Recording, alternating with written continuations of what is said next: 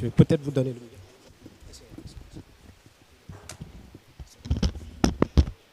Allô, allô.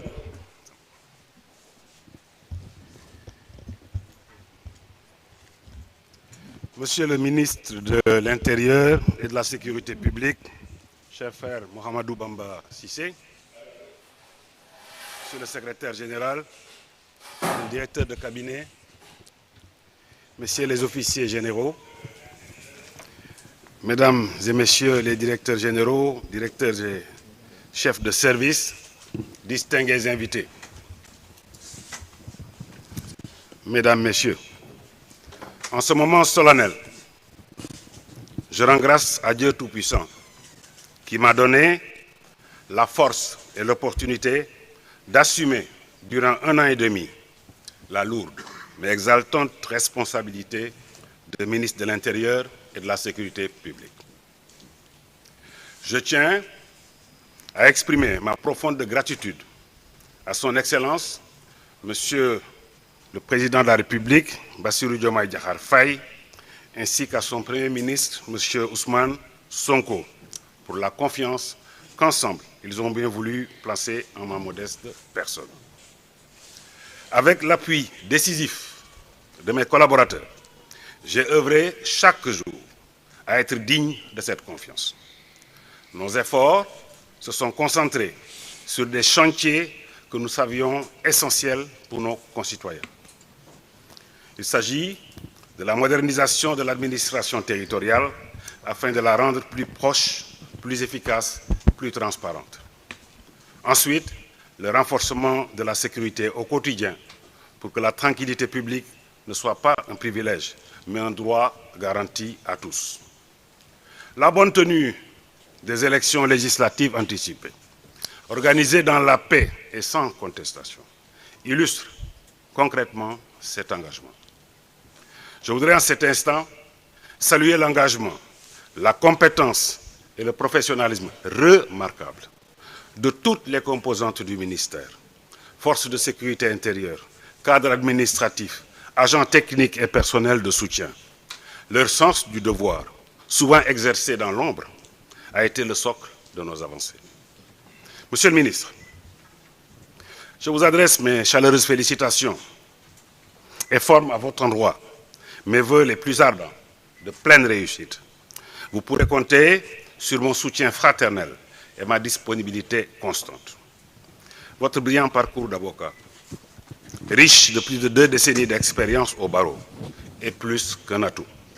Il constitue un symbole fort à l'heure où notre pays place la justice au cœur de son projet.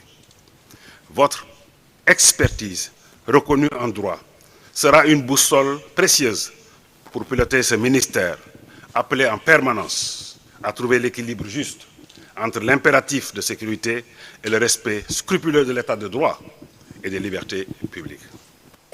Vous trouverez ici une administration compétente, loyale et dévouée, prête à vous accompagner dans la mise en œuvre des orientations définies par le chef de l'État.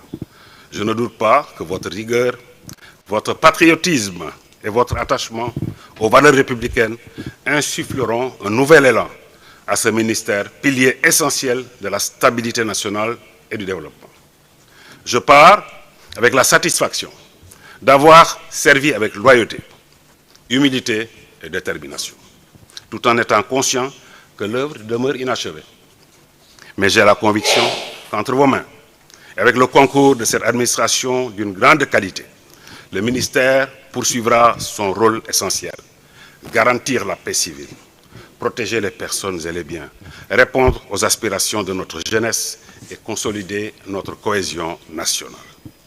Permettez-moi également de saluer le dévouement silencieux des milliers d'agents qui, éparpillés sur tout le territoire national, servent l'État. C'est une leçon d'humilité que je n'oublierai jamais. Je tiens également à rendre hommage aux guides religieux et coutumiers de toutes les confessions. Leur sagesse, leur clairvoyance et leurs paroles apaisantes ont constitué un soutien inestimable dans la préservation de la paix sociale. Dans les moments de tension, ils ont su rappeler avec force et constance les valeurs de dialogue, de fraternité et de solidarité qui cimentent notre nation.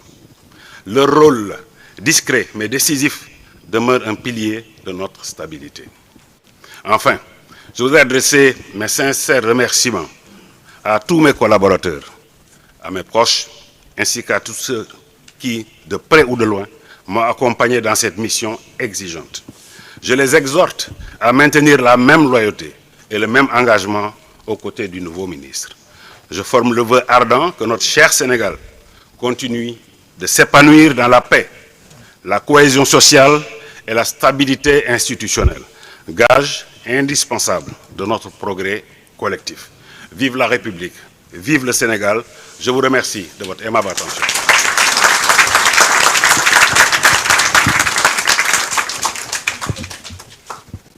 Des applaudissements nourris pour ce bilan élogieux qui reflète également le parcours tout aussi élogieux du général que nous venons d'écouter, qui également à travers son discours a également reconnu les qualités intrinsèques du nouveau ministre pour insuffler un nouvel élan à ce ministère et poursuivre le travail qui a été abattu depuis 1 an et demi. Mesdames et messieurs, chers ministres, nous allons rapidement continuer avec l'allocution du ministre de l'Intérieur et de la Sécurité publique entrant, M. Mouhamadou Bamba Cissé. Monsieur le ministre, avec votre permission, la parole vous est remise. Que dire après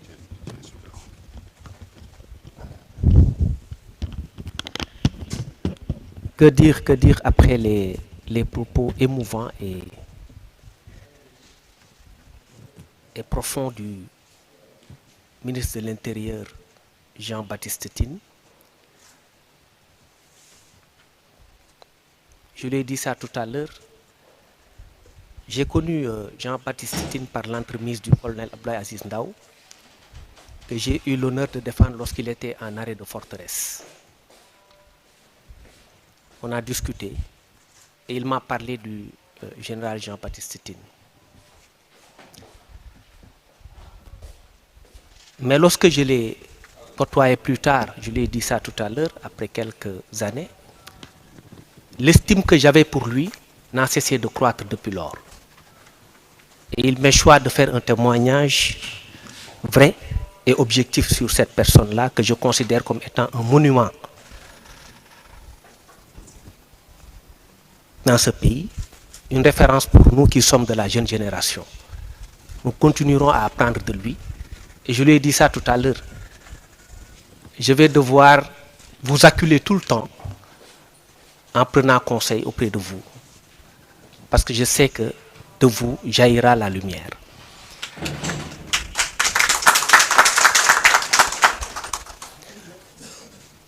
Je suis assez ému, très ému même, toute proportion gardée,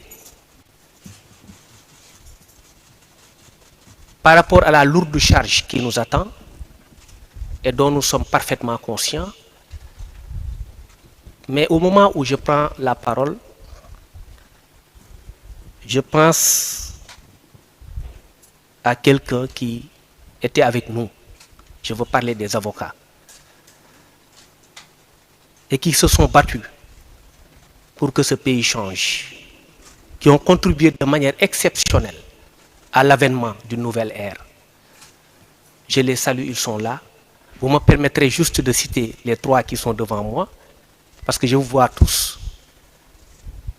Il y a Massor Nakan que je vois, mon maître Siré Clédorli et Saïd Larifou qui nous vient de Paris, juste pour assister à cette cérémonie-là. Donc je ne pouvais m'empêcher de parler.